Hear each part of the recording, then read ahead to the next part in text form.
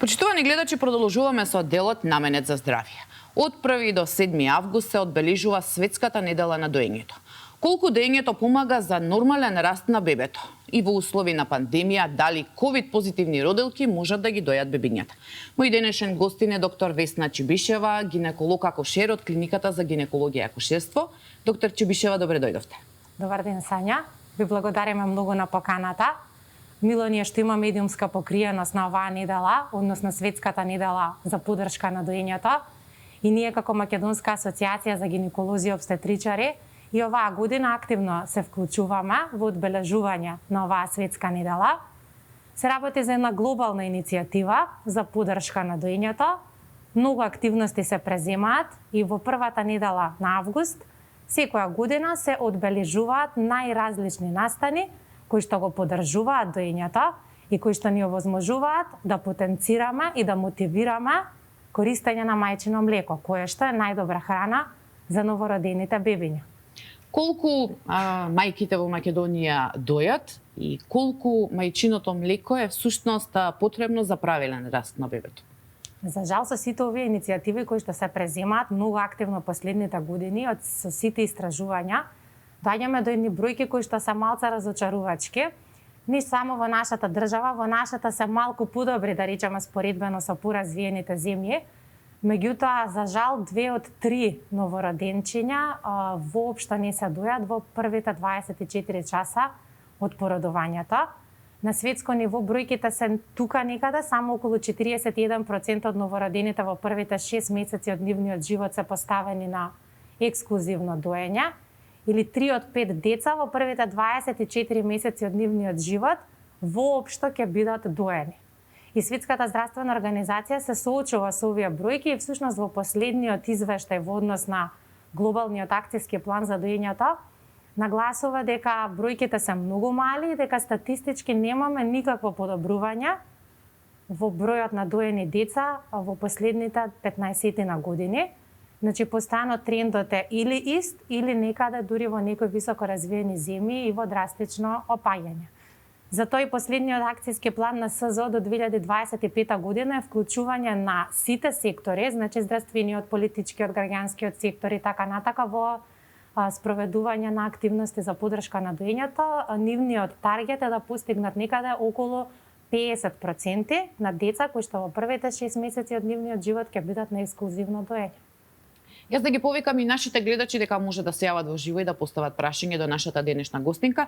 Доктор Чибишева, како кај нас да ги мотивираме, односно како ги мотивирате родилките оние кои што ќе се породат, дека доколку се нели во состојба, доколку можат сега, треба секако да исклучиме дека имаме ситуации каде што и не може родилката да го дои бебето, меѓутоа оние кои што можеби се плашат или се скептични, како ги мотивирате дека треба да го дојат бебето?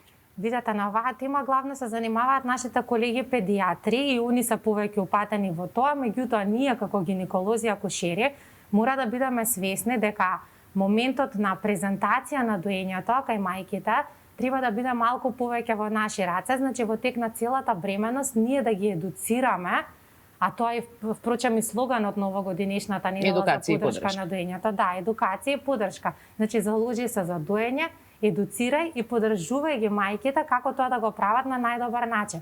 Значи ние имаме целата бременост во која што сме во постојан контакт со нашите пациентки за да го промовираме доењето, да им докажеме всушност дека мајчиното млеко е најдобра храна за нивните бебиња. Значи тоа е на соодветна постојана температура, мајчиното млеко се содржи балансирана нутритивна вредност на она што треба да го прими новороденото или подоцна доенчето и малото дете. Значи, сосема му е доволна и таа течност која што ја прима преку мајчиното млеко.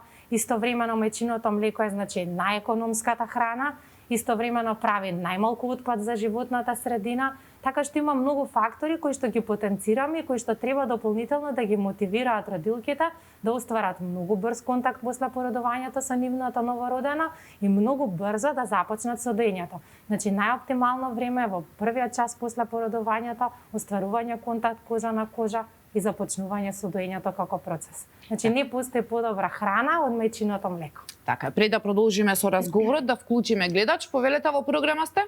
Добро утро. Ало, добро утро. Повелете, ве слушаме. Сакам да прашам, имам внуче 6,5 месеци. А мајката го дои детето. Се извинувам, бидејќи слабо ве слушаме, може ли да го повторите прашањето? Викам, имам внуче 6,5 месеци. Разбираме? 6,5 месеци имам внуче. Мајката го дои. Дали може нешто накратко да му даваме кашички, сок, нешто така? А се напредува се добро. Се извинувам, ќе мора да ве замолам уште еднаш да ми го кажете од почетокот прашањето што конкретно прашувате, бидејќи очигледно имаме некои мали технички проблеми. Сега ве слушаме. Конкретно го прашувам дали може нешто додатно, кашички или сок да даваме на бебето. За колку возраст? Колку е возрастно вашето бебе? 6 месечно? Да. Само на доење е до сега? Да, на доење. Дали треба дохрана, тоа и беше прашање. Да, значи според сите протоколи на релевантните светски здруженија кои што се занимаваат со оваа тематика, до 6-месечна возраст бебињата треба да бидат на ексклузивно доење, дури не треба ни да им се додава дополнително вода ако е соодветна исхраната преку мајчиното млеко. Веќе од 6-месечна возраст треба да почне да се додава дополнителна храна, значи постепено по табели кои што предлагаат на кој начин треба и според нутритивната вредност со колкава честота да се додаваат дополнителни храни. Значи, она што е важно и што треба да го знаат мајките е дека некаде после 6-месечна возраст нутритивната вредност на мајчиното млеко постепено почнува да опаѓа. Тоа не значи дека не треба да се користи, дека веќе не е добро. Апсолутно се користи, меѓутоа кај бебето кое што започнува забрзано да расте и да се развива, покрива некаде само околу 50% од неговите дневни нутритивни потреби и токму поради тоа од 6-месечна возраст советуваме да се додаваат дополнителни храни. Така. Имаме уште еден гледач на линија, повелете во програма сте? Ало, здраво, добар ден. Добар ден, повелете. Вака, сакам да поставам прашање до докторката. Јас имам 3-месечно бебенце, моментално сме на доење, ама имаме проблем рефлукс. Често значи имаме повраќање на малото и кога бевме на последна контрола ми кажа дека докторот не напредува многу и да даваме адаптирано млеко. Ми кажа да се измолвам дали имам млеко доволно. Јас се измолвам, значи од едната града има околу 100 мл, значи има млеко.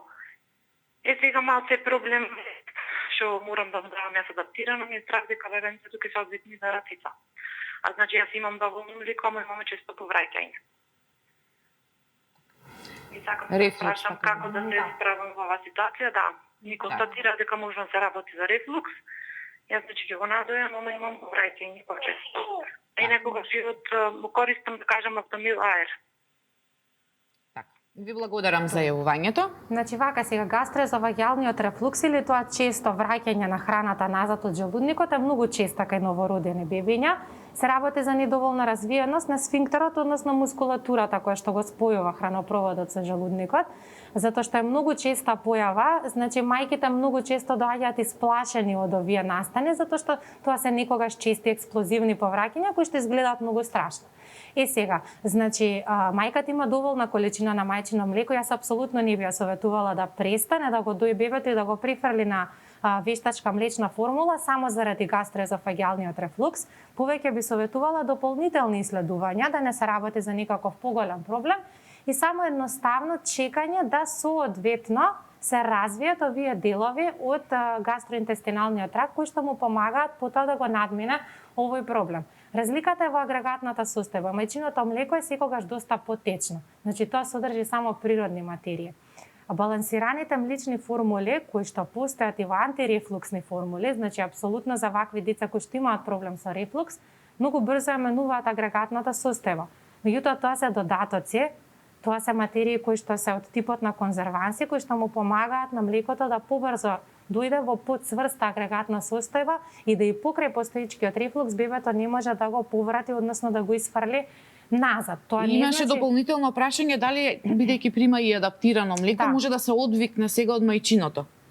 Видете, значи секако го форсираме доењето и покрај тоа што додаваме адаптирана формула. Адаптираните формули се многу по заситени со шеќери, многу побрзо ги најадуваат бебињата и заради тоа тие многу често може да се случи да го отфрлаат мајчиното млеко, затоа ги советуваме мајките да бидат упорни. И покрај тоа што заради некаква ваква причина или заради недоволна количина на секреција на мајчино млеко ќе додадат во некој период од денот формула, сепак да инсистираат на доењето. Да. Имаме уште еден гледач на линија, повелете, во програма сте? Ало, Да, повелете. добро утро. Добро утро, повелете. Прашање за докторката. Значи, Повелете. бебето ми е 3-месечна возраст. Ало, Ве слушаме, во програма сте, повелете. значи имам бебе од 3-месечна возраст.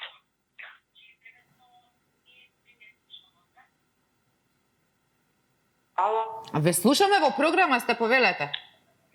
значи сакала да прашам, пошто на 28 имавме температура, имавме воспалено овце и не кешме да цицаме. Бевме упорни, значи не сам давала адаптирано млеко. Значи упорно само на града, ама градата пред да фанеме значи температура ми течеше значи со изобилство. Блузите ми беа мокри. Од кога фанаме температурата, значи млекото ми се повлече.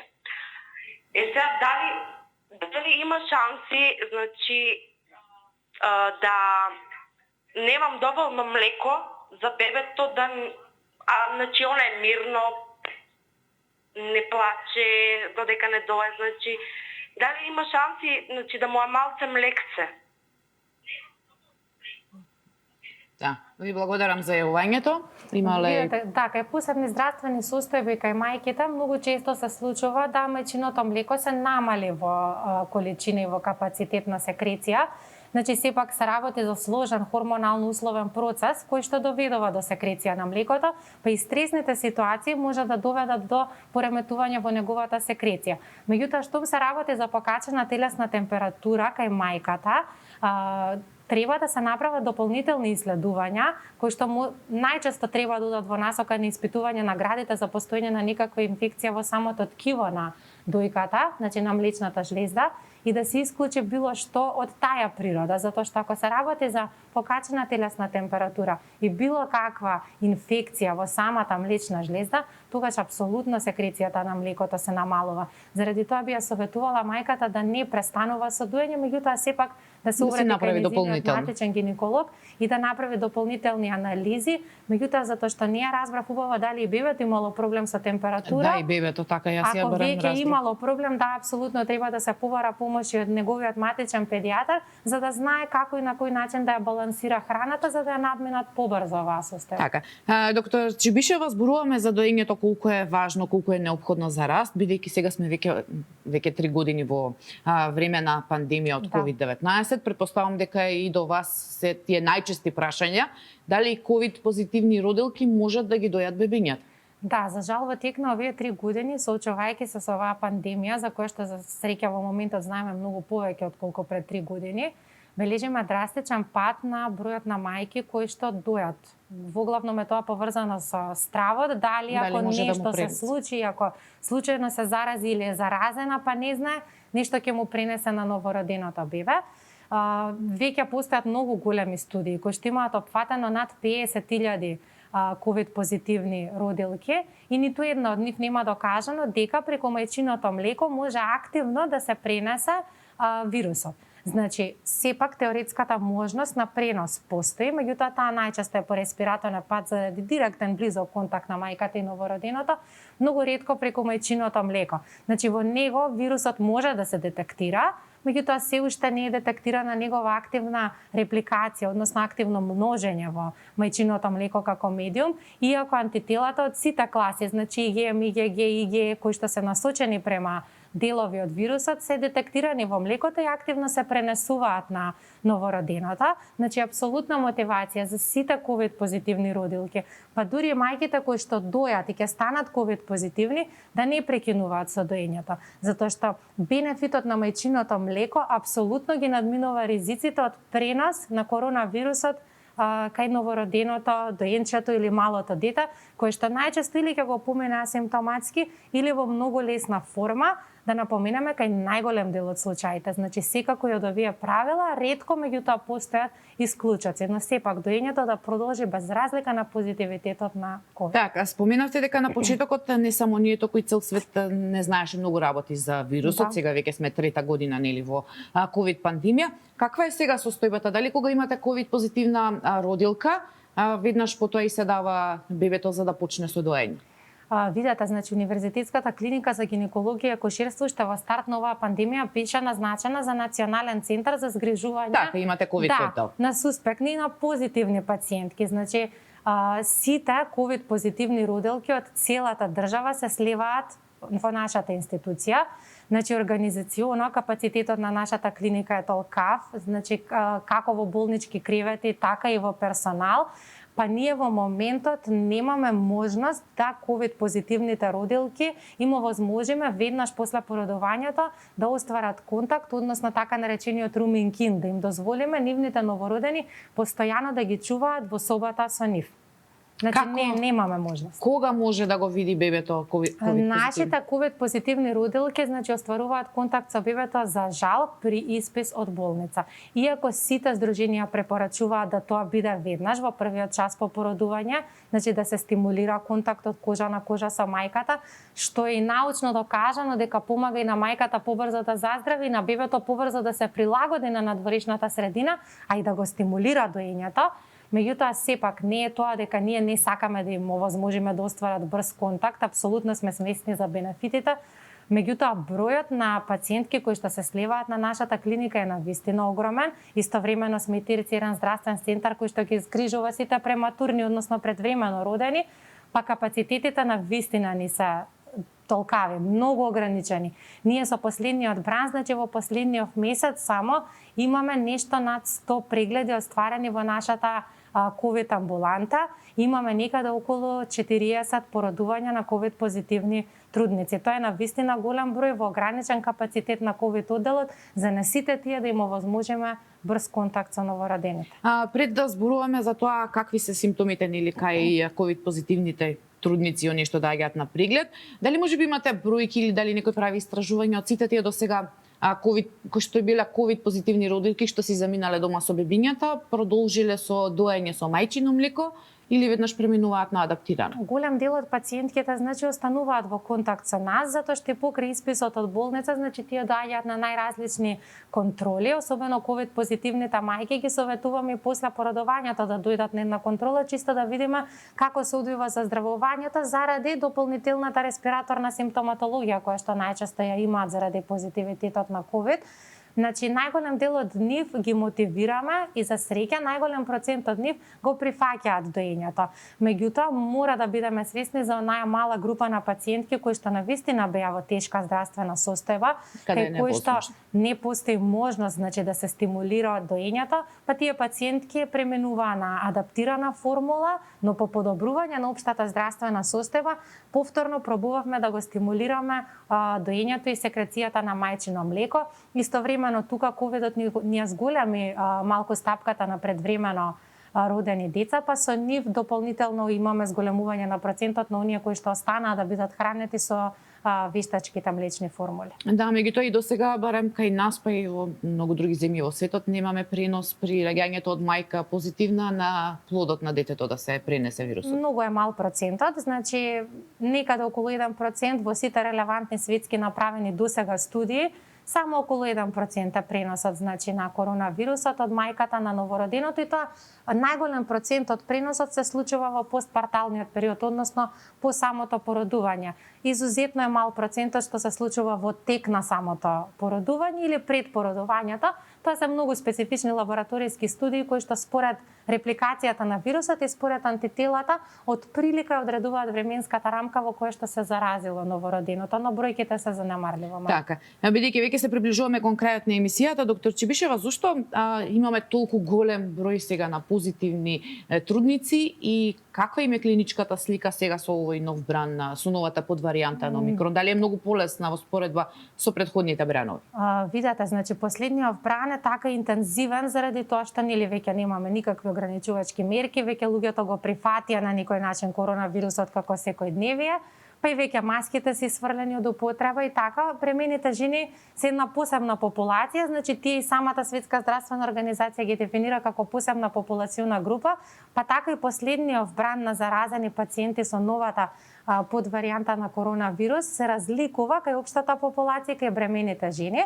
Кога зборуваме кај бремените жени, особено мислам на оние што се во третиот триместар, значи некаде пред породувањето.